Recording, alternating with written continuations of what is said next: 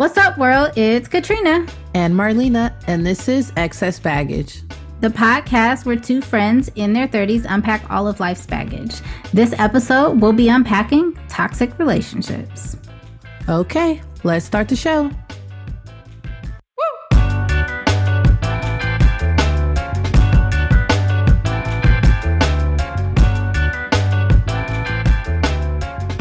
Hey, girl. Hey. That was hella dry. Wait, no, yeah, let's start We over. were working on your greeting. No, we were working on the greeting, but I couldn't hear in one ear just now, so I think that has something to do with it. Okay, So let's try it again. We can try it again. Hey, girl. What up? That was better. That gave me some energy. It's better. I don't know. It's just, you know how I am. The greetings is always weird. I think it's particularly weird to be recording because I feel like you're not like that in real life. No, I'm not. That's why it's so weird. Yeah. I feel like it's because we're recording. It feels very rehearsed. Yeah. We already said hi and had our greetings. Exactly. And now we're like, hey, girl. Right.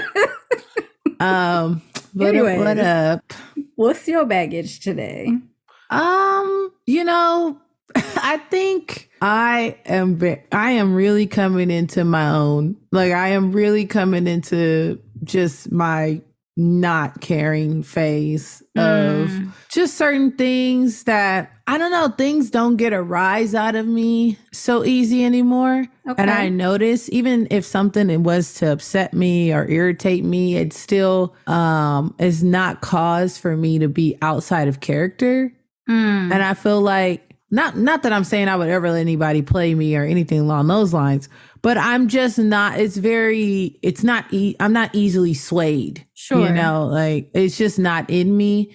And there's certain situations I've been placed in the last like month or so that I'm like, a younger version of Marlena would have popped off by now, probably would have just acted a fool. But this version of me is just internally already dealing with so much. Yeah. And it's just like the external bullshit of just like the sake of a moment, the sake to, mess up, or not even mess up, but like to throw the vibe off, to be like, to me, to be seen and heard in a way that's not of who I am. It's just not within me.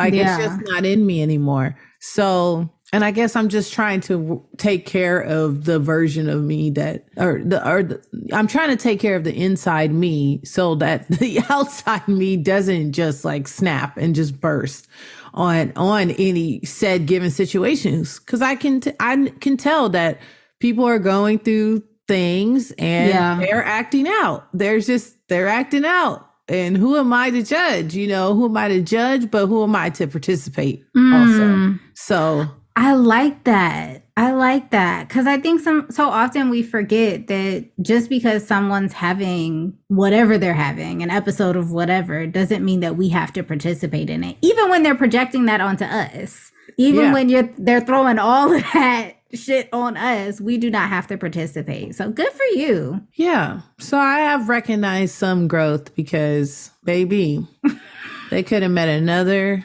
side. Version of Marlena. Another side. And and she's great too. She's good for certain things when things are, unjust and we need to take care of some business. She's great for certain things, but it's not always her time to shine. No, it's not. So I just don't want to operate. I don't have it in me. Just good don't. For you. So I don't know if it's so much baggage, but I have definitely recognized that other people's baggage, while that might be happening, I'm definitely just not with the shits. I just don't have it in me. I don't care if you my mama, my daddy, my sister, my cousin. Right. I just don't have it in me. If you want to make yourself out to be however you want to be, fine by you. But like, I don't have to be involved. And I very well could walk away and pretend like I don't know you. I'm have known to do some said things. Cause I'm just not here for it. So, I just want to uplift people and have a good time because shit, the way they tell it, every time I turn on anything, I don't know what's going on. This whole place is just spinning off its axis, and we don't know how long we're gonna be in this motherfucker because you got, you know, race wars and wars in our you know, gangs and our policing. We got all kinds of things It's going all kinds on of shit going on. Yeah. that it's just like, no, if I'm vibing, if I'm out, if I'm doing anything, I'm trying to have the best of times because it's you know, anything is subject to pop off. So yeah, it's a shit show out here. Florida, as usual. It's the biggest shit show. Yeah, it's doing its Florida thing. I don't know what's going on over there. I really don't. There is not a single thing that is not going on in Florida right now. Like everything is popping off in Florida. So right. And it's just, I think about how easily I hop on flights and just go places. Other people can do sad things. So I just, you know, I'm just trying to be cool with everybody. I'm telling you, like, I just don't have it in me. I really don't. I just don't. I don't know. There's not enough time and energy. You know, but sometimes I do have to check myself because I will say, okay, like there is a side of me that is operating. I am operating at a higher level, but there is also, it's like, okay, you can't be too timid also. You know, if there is something happening, you know, that isn't right, it's okay to speak up, but there's a way to do things without it escalating. I just don't think people realize how fragile people's egos are. Right. You know, and it doesn't take, I mean, it takes a lot to get me to a place where I'm like popping off, you know, I just, we can have a lower conversation like we having right now. And that'll be the end of some shit. Like, I don't really need to like, you know, do the whole thing. I don't have to do that. Yeah. So there is a balance that has to be created. And, sure. Yeah, I think I'm reaching that moment. Like I feel like I'm really there. Come on, growth. Yeah, come on, healing. I think it's just me turning 35 because really I just don't have the time. Every time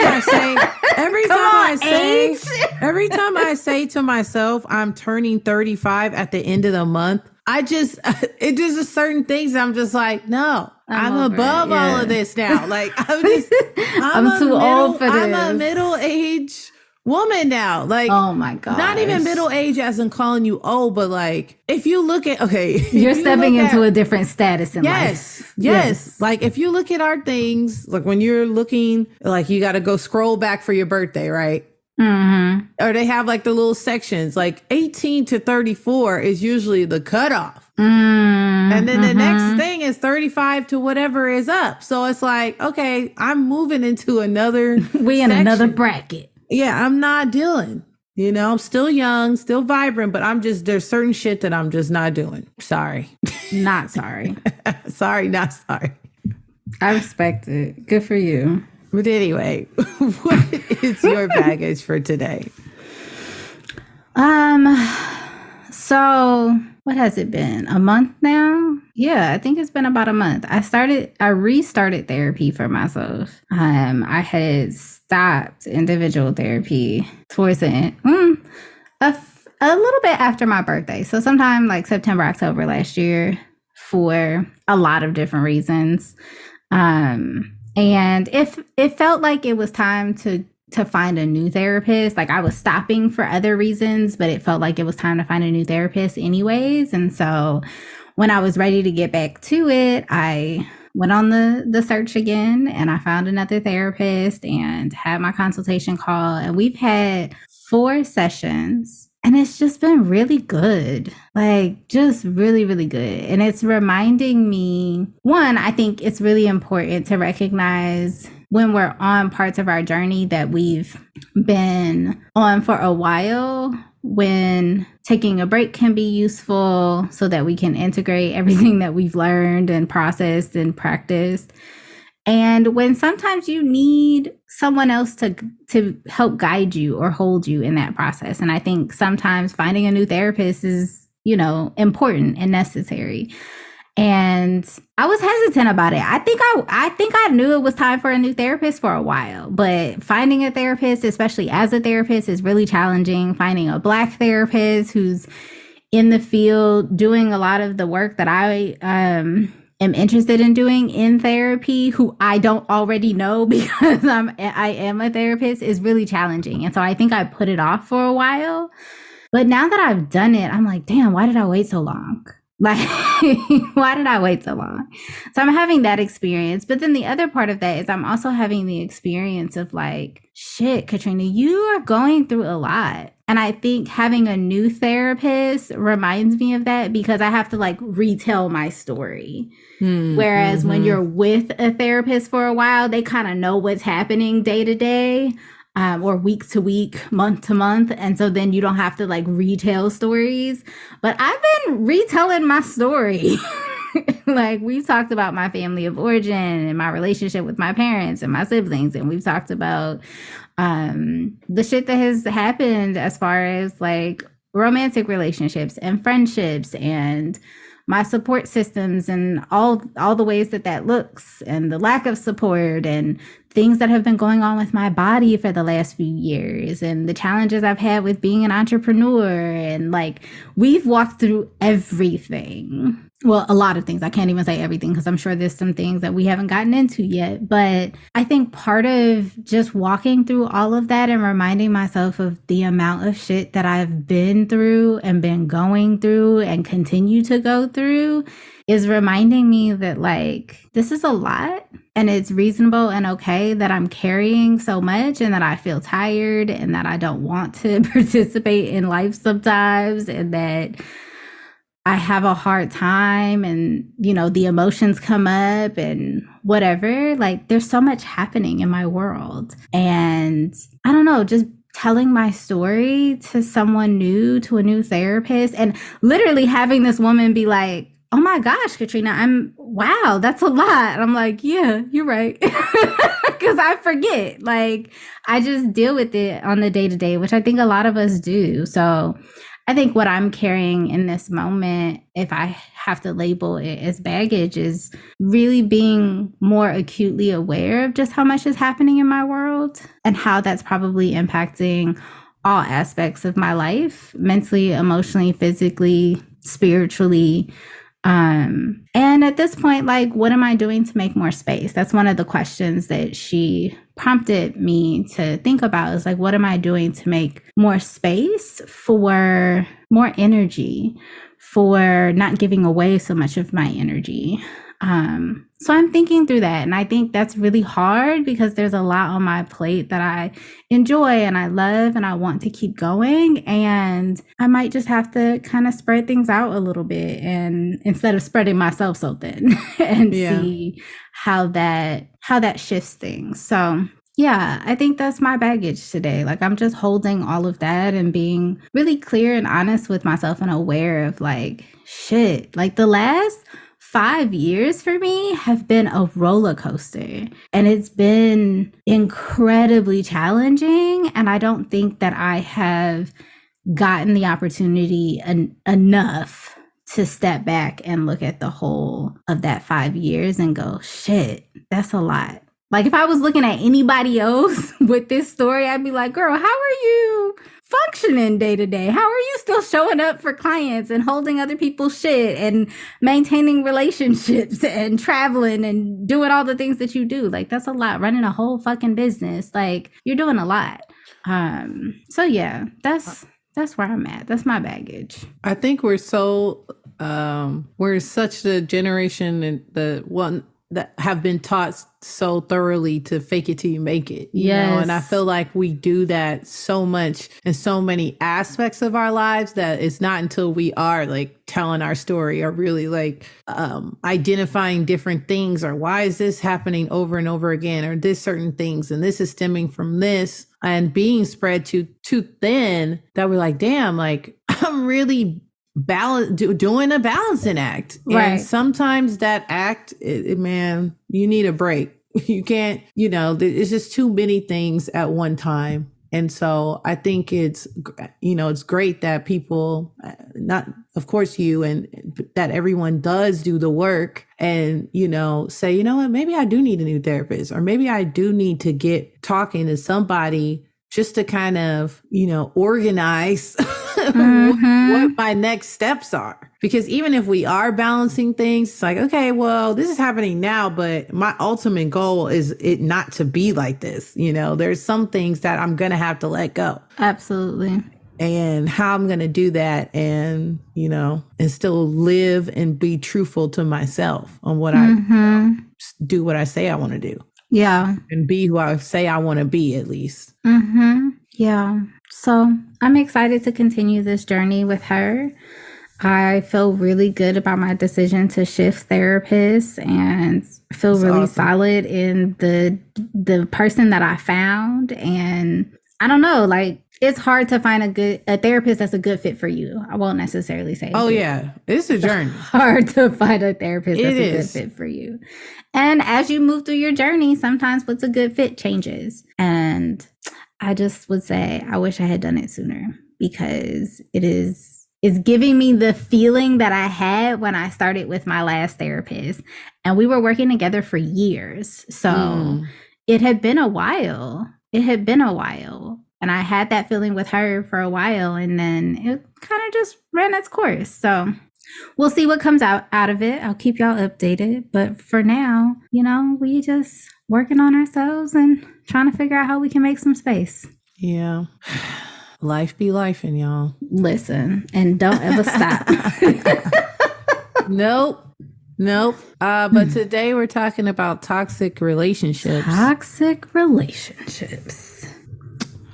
I can say I have had my share. Haven't we all? But I definitely didn't recognize it was toxic until it was too late. And so I think one of the reasons why I wanted to talk about it today is because I'm just want to get any type of if it's good information out there, because I would just want to help someone save the time.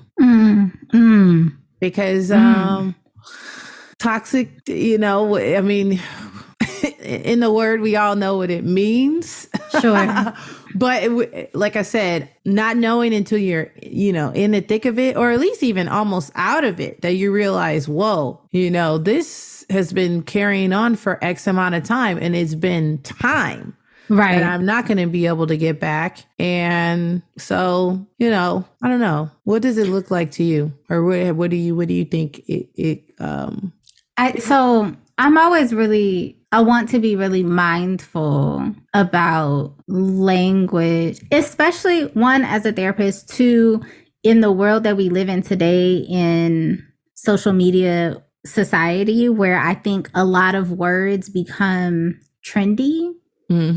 And we get to places where we start throwing around language and everything is, you know, everything is toxic these days. And I think it's important to acknowledge that sometimes things are not going to feel good to you. Sometimes things are just not for you. That doesn't necessarily mean that they're toxic. But I think in general, toxic relationships, and to be clear, we're talking about toxic relationships, not necessarily just romantic relationships, but this can be a family member, this can be a friend, this can be someone that you're dating, it can be anybody, a boss, a coworker, like it can be anybody.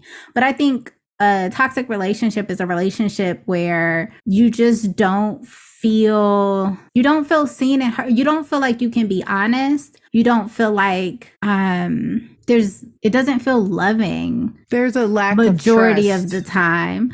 There can be a lack of trust. Yes, there can be a lack of trust. But I think, how do I say this? If you're feeling unsupported, put down, if you find that you're questioning yourself always in relationship to this person or in the dynamic of this person, if the relationship is one-sided, like everything goes one particular person's way, or it's always about that person, there's a lack of empathy or understanding, I would say that's kind of what toxicity looks like in a relationship. And I think it's important to be mindful that there are moments when you're not always going to feel heard by somebody, but it's about how it's managed. Like, there's a difference between being heard and feeling like you're being manipulated. right. Not like, okay, you might not like what I have to say, or maybe you didn't hear me or something like that. But there's a difference where I know you heard me, but somehow, some way, this is being turned You turn around. this around. You're projecting your feelings or some other insecurities that you have on me. There's lying. There's, especially in like romantic relationships, cheating. Like, this is toxic. That's what toxic is, right? This is not just one time or in an argument, things didn't go so well or whatever. Like, toxic is like chronic experiences of this person not showing up for you, not they show being up present at the with beginning. you. Right. But that's why I say chronic. Like, it's it's chronic, where like it's not just one time where they missed your birthday. Like, it's times where like I've consistently needed you on regular occasions and you just didn't show. Or when I need you, you're nowhere to be found. You don't even answer the phone. But when you need me, it's a problem if I don't answer on the first ring. Like, that's toxic. Yeah. I heard once them saying that there's like 3 stages of it. Like, first it's idolizing, like they idolize you. Warm you up, then, put you on a pedestal, make it cute. Right. Then somehow, some way they devalue you, and then you get discarded. Yep. Then you play this roller coaster, and it just becomes a cycle of trying to win back the devaluing, especially because I think a lot of people that are in those cycles, usually it is somebody that has an issue with, maybe speaking up for themselves or taking up for themselves. They may find themselves in a situation where they don't want to rock the boat, so they keep it going. It's like, are we just going to keep this thing going? We're just going to put another Band-Aid over here and another Band-Aid over here, and we're just going to keep the boat afloat. And yeah, man, that shit is fucking nerve-wracking. I'll tell you that. It is. You will give yourself a nervous breakdown worrying about how to fix something that's not necessarily yours to fix, not yours or to even fix. fixable. It was broken from the beginning. So I'm just wondering, are there signs? Oh, absolutely. Because I feel like there are, but there are a lot of people that are charming, and that you don't see it. I can say full-heartedly that I have been in a situation where I did not see that said thing was going to happen. And then there were signs, of course, but I never knew once it was like towards the end, like end and done, that it would be where it was. Yeah. You don't necessarily, obviously no one goes into any situation wanting it to be or to go wrong. And that's with anything. Like, right. You never want your relationship with your parent to like turn upside down and be sideways. Upside down. Yeah. But after so many times of you feeling like, okay, they don't hear me, or they don't show up when I think they should show up. You have to kind of exit the situation. And even if that doesn't mean exit physically, you might just mentally, emotionally just check out. Right. I think just kind of what I was speaking to in regards to therapy, I feel like it's really easy when we're not in positions to look at the bigger picture of what's happening, to kind of miss the signs because we're looking at what happened today, or we're looking at what happened this week. We're looking at, what happened on Friday, and since last Saturday to Friday, everything was good, right? So it doesn't seem that bad because it was only Friday. And I think that's part of the reason why people end up in those circumstances and don't realize it till a long way in. And to your point earlier too, that sometimes like they're really charming in the beginning and like everything's great.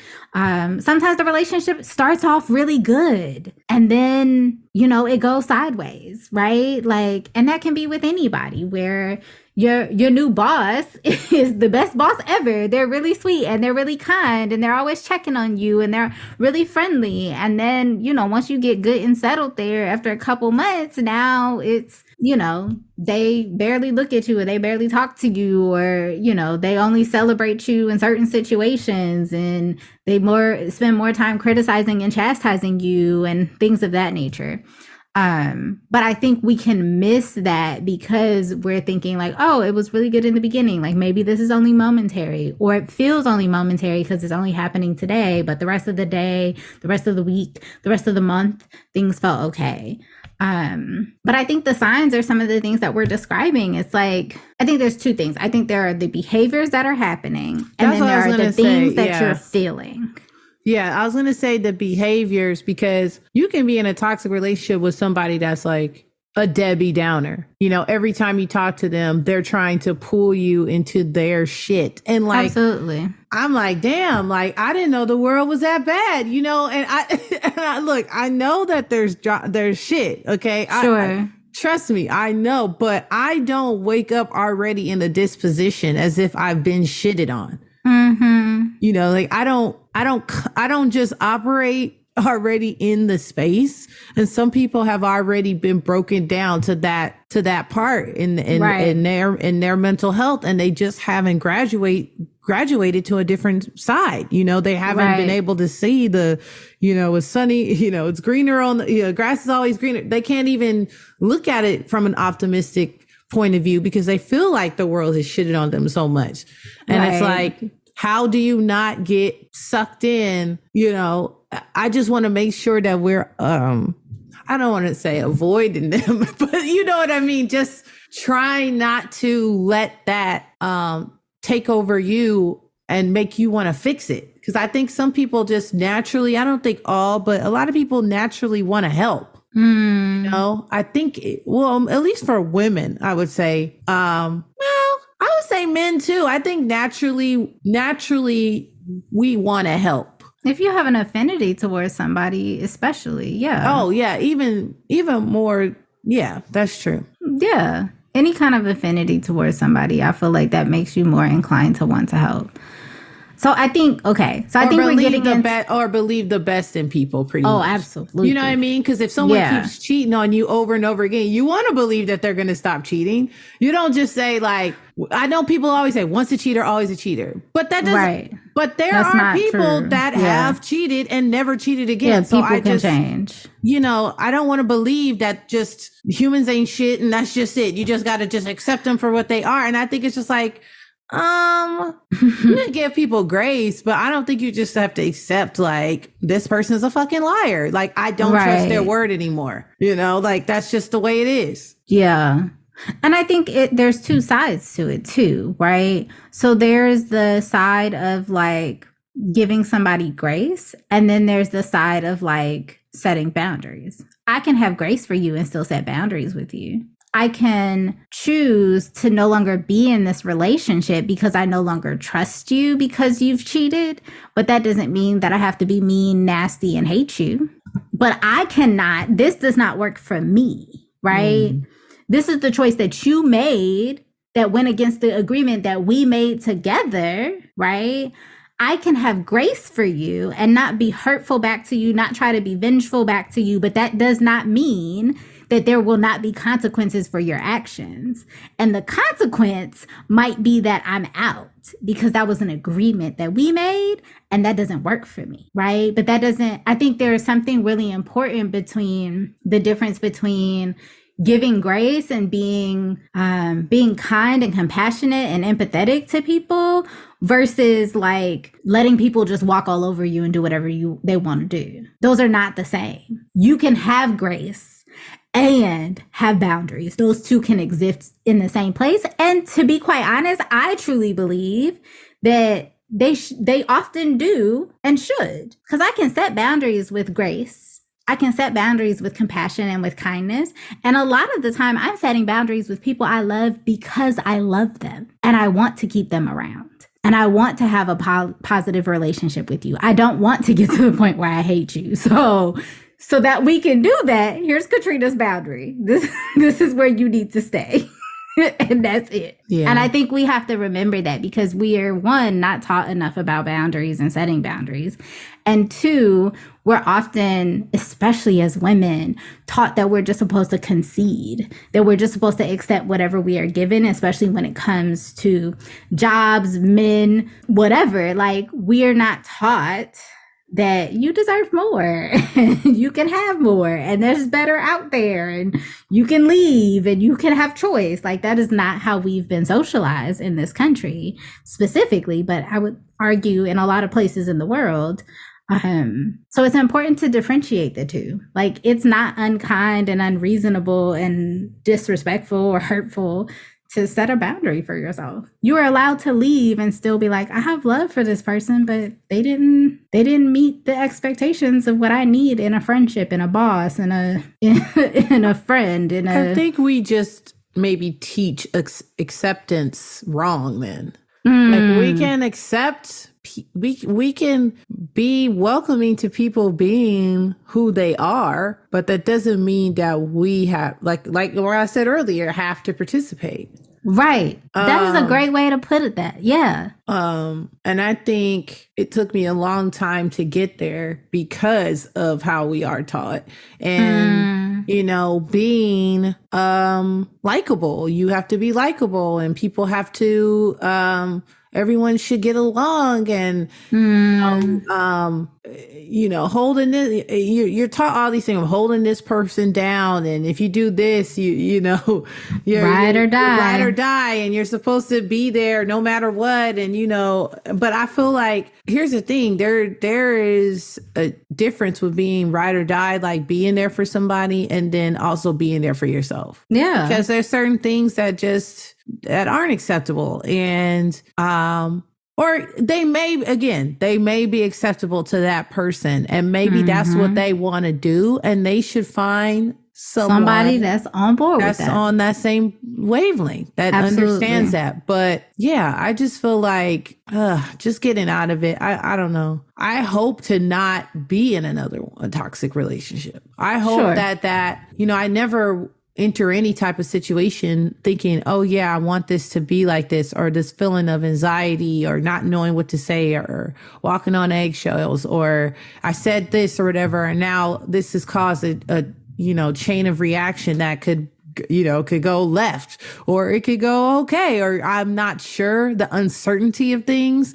Like, I just don't want to operate like that anymore with any relationship, to be honest. Like, I want to be sure about the people that are around me. I want to be sure about the energy that I'm experiencing, you know, because it's just, life is I don't even want to say life is short, because I really do feel like life is longer than we think it is. It's the longest thing we have. It's the longest thing we have, but I feel like some people think, like, once you hit this age, it's like, oh, it's all over. And I'm like, damn, like, your youth is not life. You're only young a certain amount of time. Actually, you being an adult, you're far more an adult or older. You're growing older way more than you are younger. So it's like, what else do you have to look forward to but what is to come? Right. So, you know, as I'm looking forward to it, I just don't want to participate in any of this shit. Like, I just don't, man.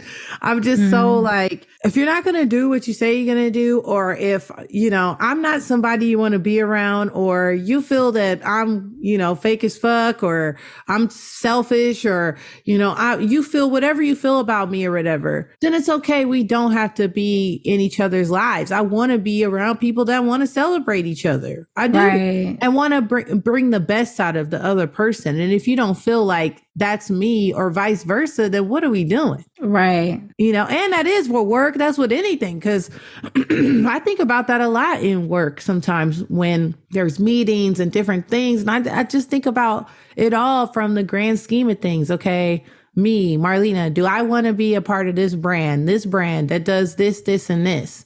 You know, I think about those things all the time, and the type of boundaries that need to be created, for sure. Right. But sometimes it's easier. I don't want to say it's easier, maybe not, because, you know, an employer is someone that's paying you, right? So not everybody has the privilege to just be like, nah, fuck this, I'm leaving this job. Absolutely. Yeah, but when you gain a certain amount of experience in a field, you have that, I have my background. I can take this background and I can go anywhere, so I can see how someone's like, okay, no, but I have a job and I need this job because I got to do X, Y, and Z. But if it's causing you, pain and suffering, obviously I wouldn't suggest you stay there. Sticking it out. Yeah.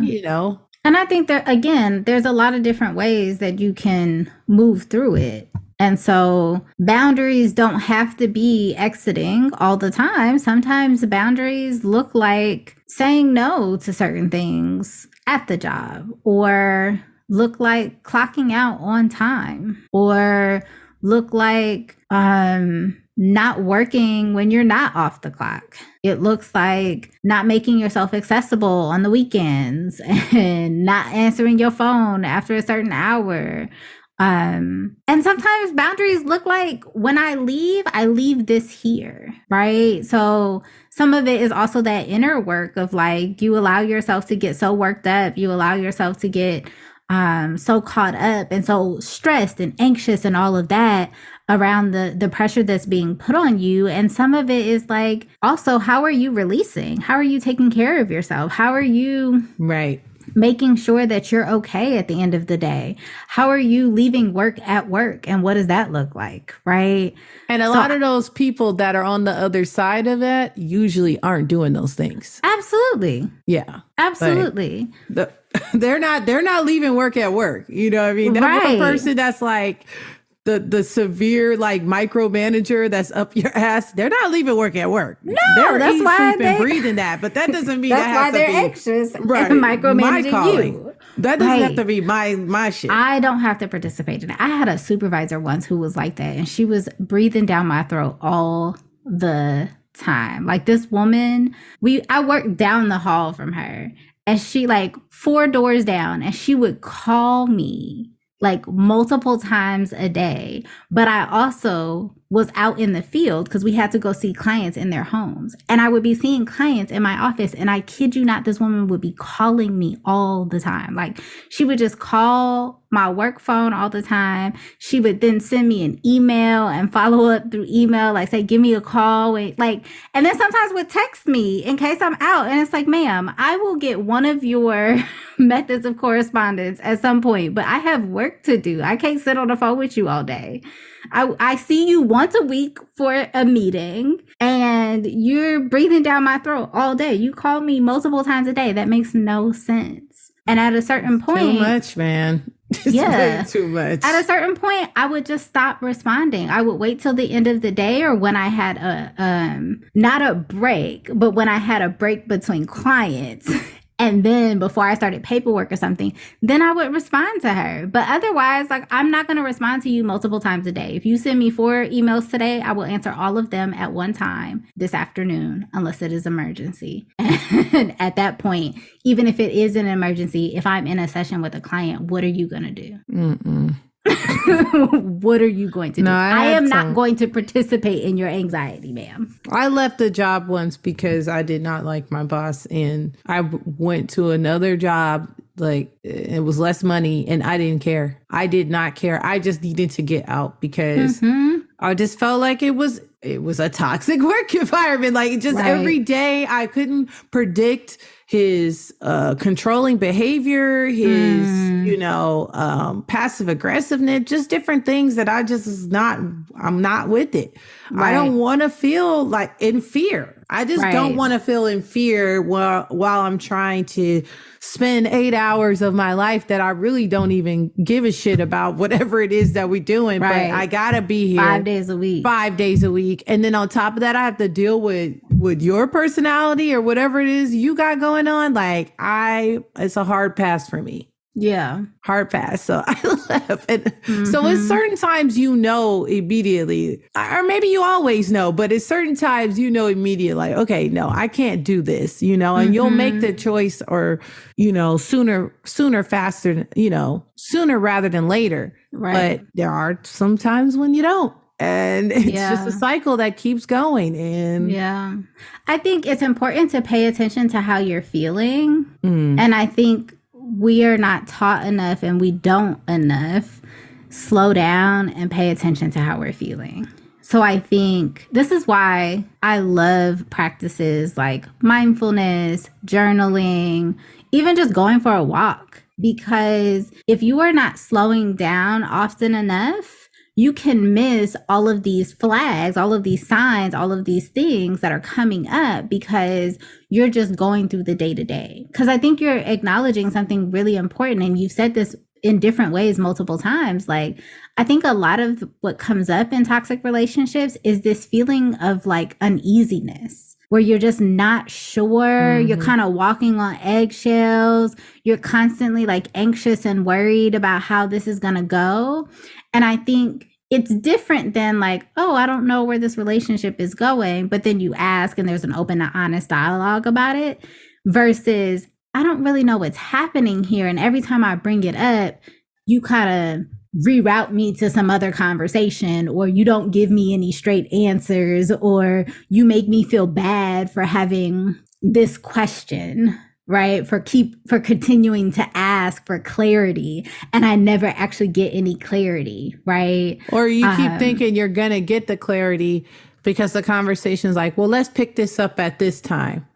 You know, right, you keep putting it off. Are really masters at doing that, and you don't realize it's happening until, again, it's been so much time has passed, and you're like, wait a minute, how did they finesse this? You know, how are, you know, you do feel bamboozled in a way at times because you're just like, whoa, like I know I'm not easily influenced, but clearly there is some influence here, and they give you enough hope, a nugget of truth, and you hold on to that. But I think that's why the slowing down process is really important. Yeah. Because there's something about writing it out. There's something about like taking time to think about it when you're away from work, from the relationship, the friend or whatever, to be like, okay, how do I feel consistently around this person? How do I feel often around this person? How do these conversations often make me feel? And how are they responding when I acknowledge that, or when I say that I'm unsure, or when I ask for clarity, and if you're starting to notice that there's just this constant fear, there's this constant uncertainty, there's constant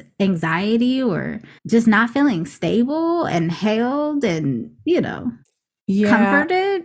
And then there's also, I feel, when you have that moment to slow down, also revisiting, you know, what has been happening and actually listening to what has been said. Because and a lot of times we tell ourselves the stories we want to hear, you know, and it definitely, this person has probably told you exactly what it is that they want or how it's going to be or how something, and you just don't like the answer. So you reroute it also. So you're also a part of the cycle. Absolutely. You know, in some occasions you can convince ourselves. We convince ourselves of another story. And when you do have that time to slow down and really pump the brakes, you're like, okay, this person may have said this or that, but what is their action saying? You know, you may have heard this, but there was no underlying meaning. Okay. It's not this, you know, what was said is what was said. And a lot of times we don't want to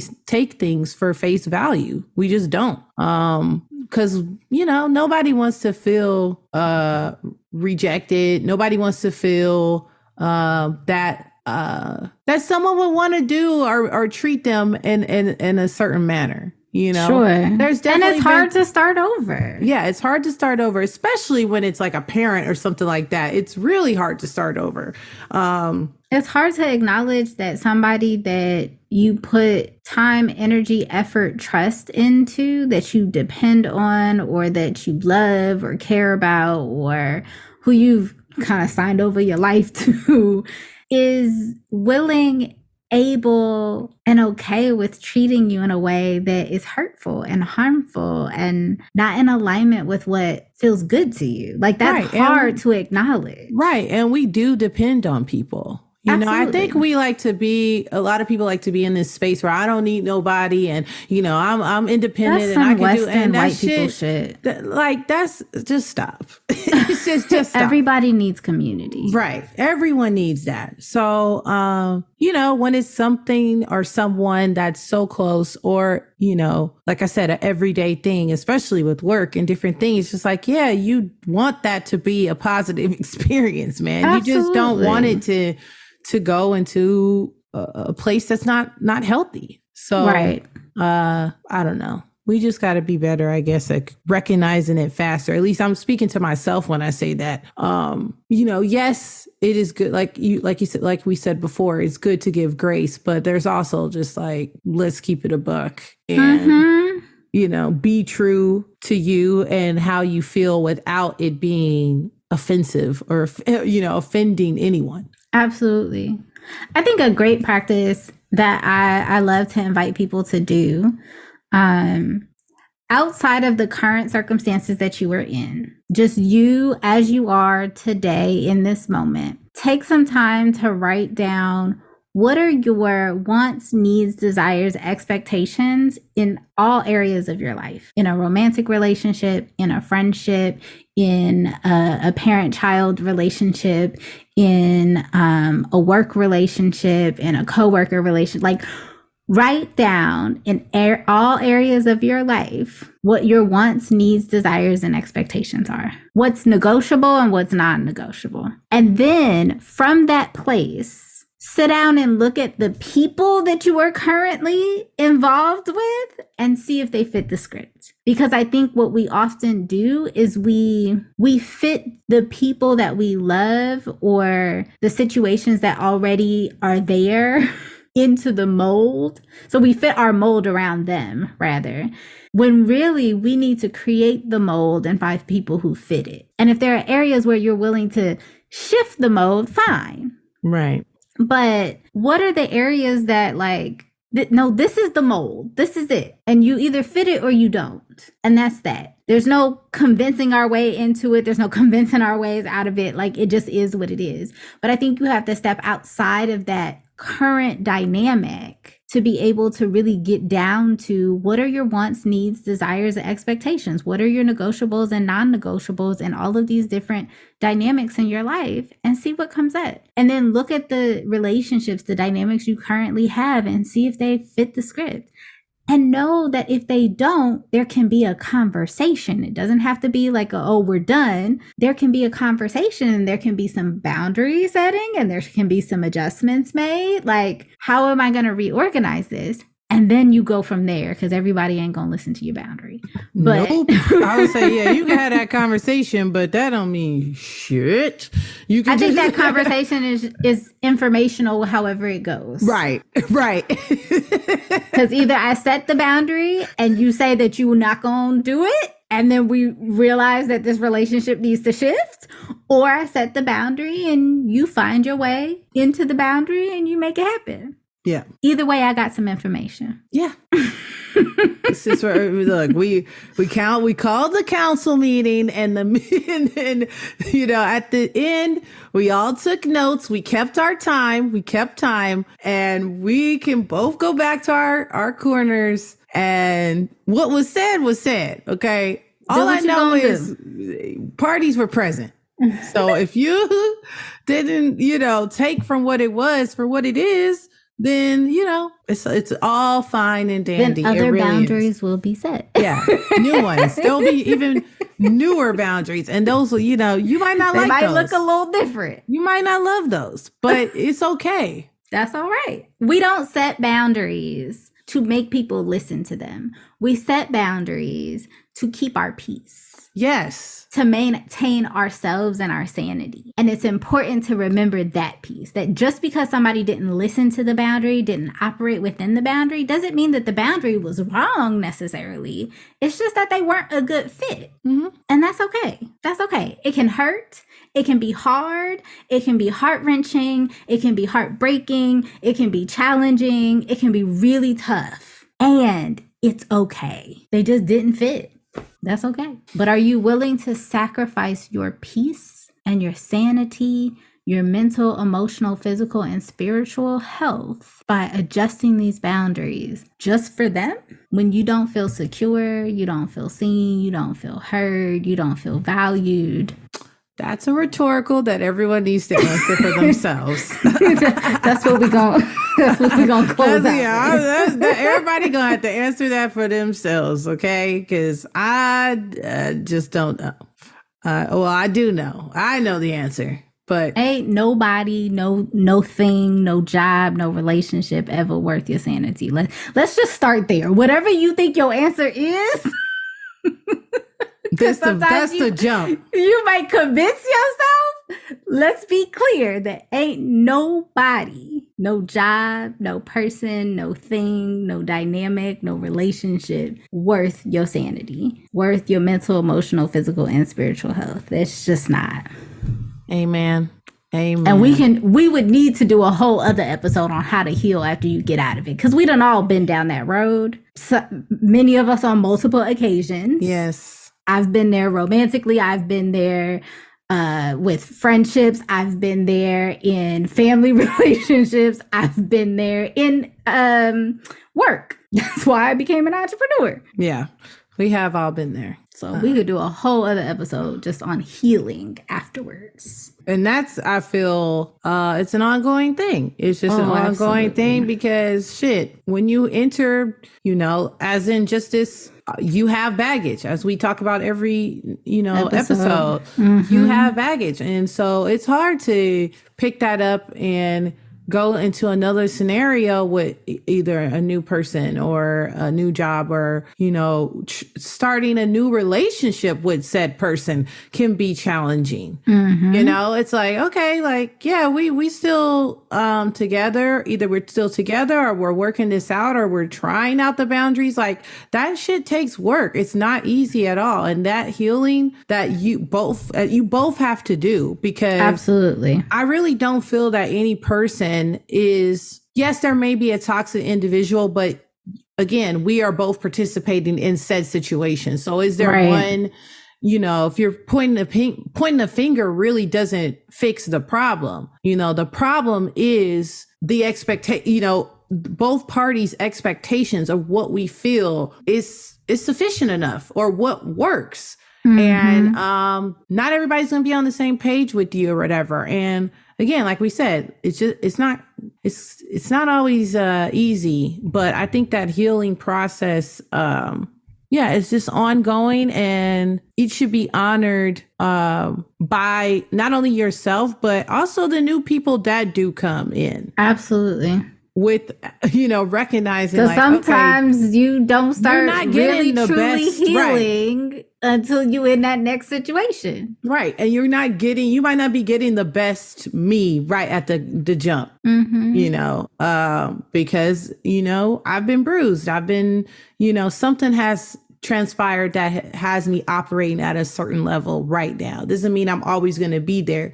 And I think that really has to speak to the mindfulness that you have to have for yourself and the work that you have to keep doing, every day. You have to keep doing it every day because absolutely, that shit's fucking hard. It's hard. It is really hard. It is really hard. And we live in such a toxic world. Like, we're talking about relationships on a more of an individual level, but we live in a fucking toxic country. This whole place is toxic as fuck. So the amount of energy we spend on participating in and negotiating, I think that's a better word, negotiating toxicity is a lot. And I think sometimes we have to be really gentle with ourselves and recognize that sometimes we don't see it because we're so used to being in such a toxic environment all the time that nobody is telling us hey, that's actually not okay. Right? You shouldn't put up with that. But I mean, look what's happening with our government half the time, and look what's happening in each of these states and in some of these counties. And there's just so much toxicity. Look at the history of Black folks in America, right? There's so much toxicity that we are so used to having to negotiate and having to maneuver that like sometimes when it comes to those like individual relationships, it's hard to catch it. It's hard to see it. It's hard to know. Yeah, so true. But I know my antennas are up. That's all I got to say about that. My antennas are up, okay? I'm not with the shits. Please, I'm just not. Like, I'm really not. Y'all, if you plan on being toxic, don't come around Marlena. Just don't even breathe in this vicinity, okay? I don't want it. If you're not on your healing journey, I don't want it. That is one of my expectations for dating. Yeah. Like if you can't, it is a requirement. If you still looking at like therapy and different things like, nah, I don't have time for this. I can't, I don't want to deal with this right now. I got to focus on this. Like, no, us as a whole needs to be focused on, okay, we all need to we all need to do our part. And if you are unwilling, then like, what am I going to do with that? What am I going to do with that? What kind of relationship am I going to have with somebody who's not willing to sit with what's going on with them? I can't do anything with that. No. You can't sit with yourself. How you going to sit with me? Yeah, you can't help you, so you can't help me. How you going to meet me in my most vulnerable space if you can't be vulnerable with you? Right. It doesn't work. No, it doesn't. And I just say, I hope that the quicker we figure that out, the better off we'll be. So shout out to the people doing the work. Shout out to the people that are in the thick of things and realizing we don't know what the fuck's going on. But we do know one thing at the end of the day, that treating people with respect and having some type of moral compass will go a really long way if we all just honor each other's journeys and not be on some fuck shit. Right. I really think that we can make the world a lot less evil if we just be honest about what we're doing. Just be honest and true to ourselves. And I know that's hard. I know it's hard, but we have to start somewhere and we have to try to do better. We just have to, Yeah. Start with yourself. That's always where it begins. Sit with yourself, recognize what your needs are, recognize where these relationships are fitting within that, and make adjustments as needed. It doesn't always have to be this way. It won't always be this way. It can and will change, but it starts with you. Yeah, just MJ it, man in the mirror it, okay? Just man in the mirror it and you'll be all right. You'll be all right.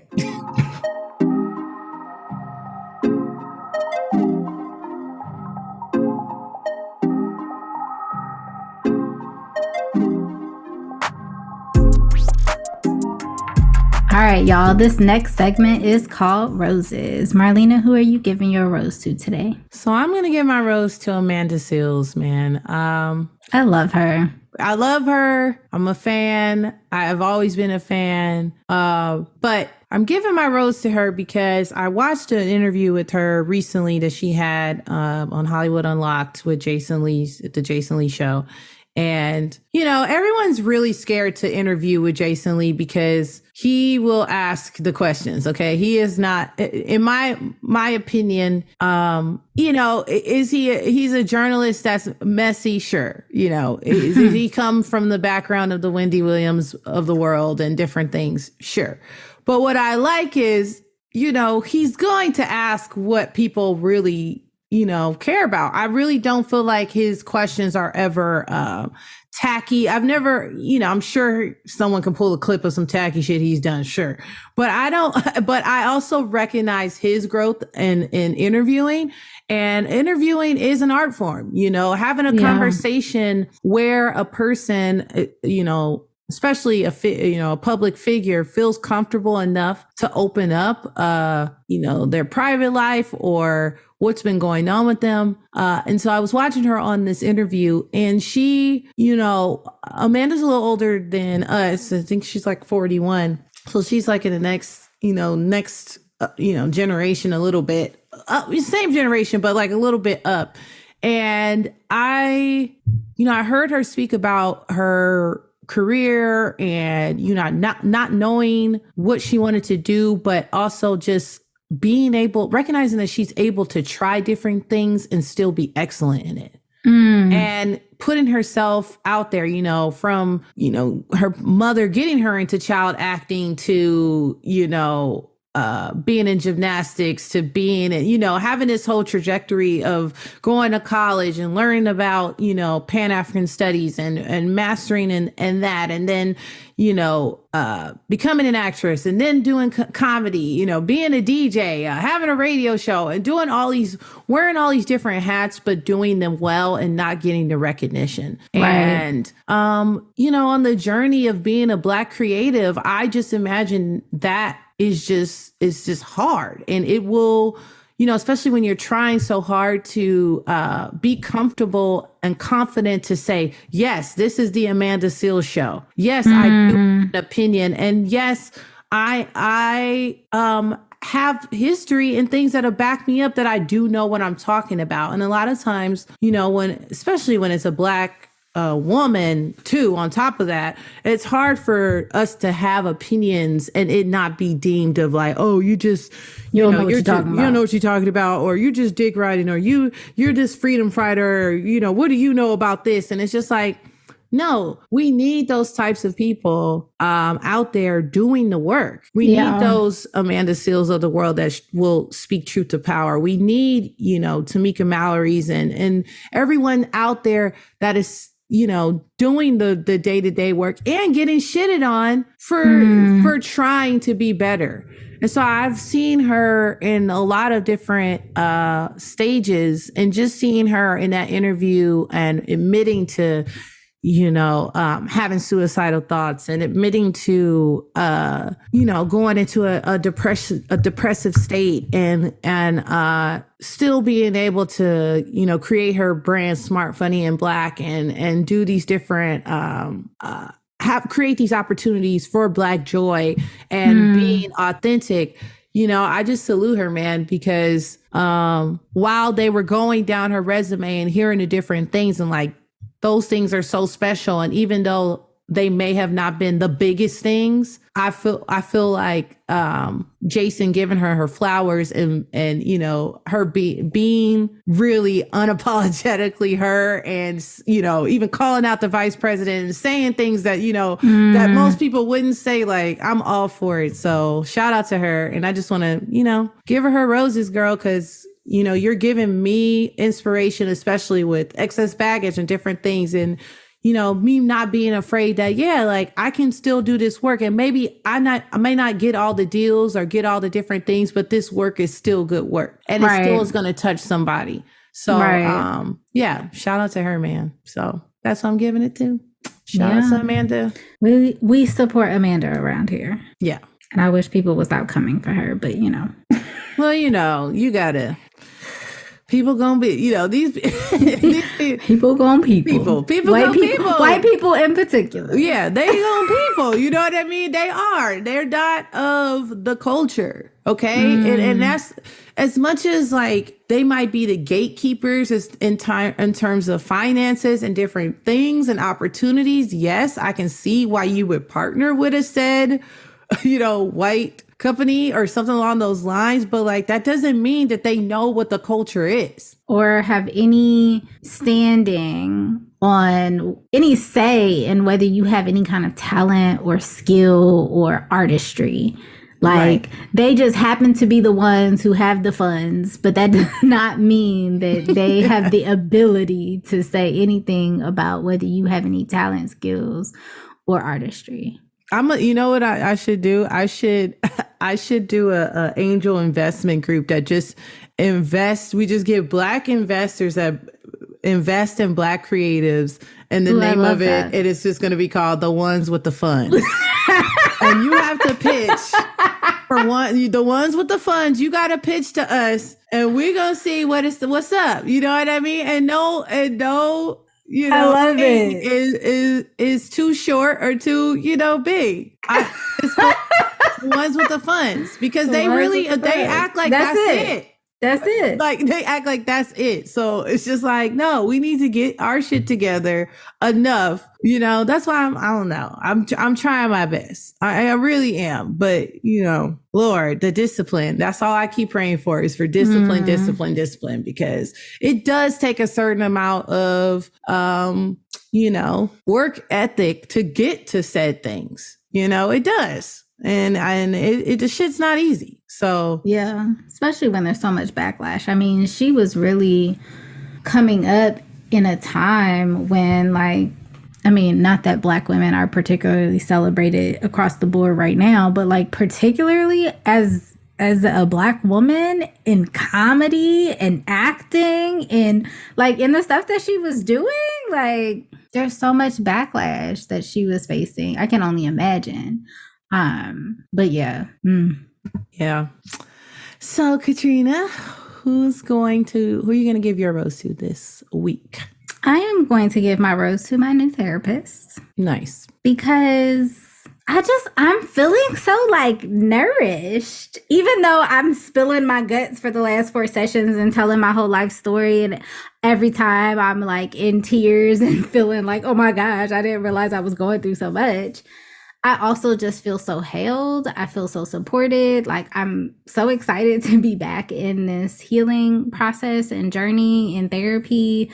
It has been so life altering for me in a lot of ways. And it is helpful ongoing as I continue to be on the other side of the couch for my own clients and continue to life as an individual, as a human being. So shout out to her. I appreciate her. I appreciate the ways that she's showing up with and for me. I appreciate just her being in her gift, pushing through the nonsense and showing up. And I think there's truly something amazing about being a Black therapist in our world. There's a lot that you have to like overcome and move through, and I just appreciate that she made it to this point. And you know, I found that website when I did because I really needed her, and I just feel really good to be held in the ways that I'm being held and to have somebody reflecting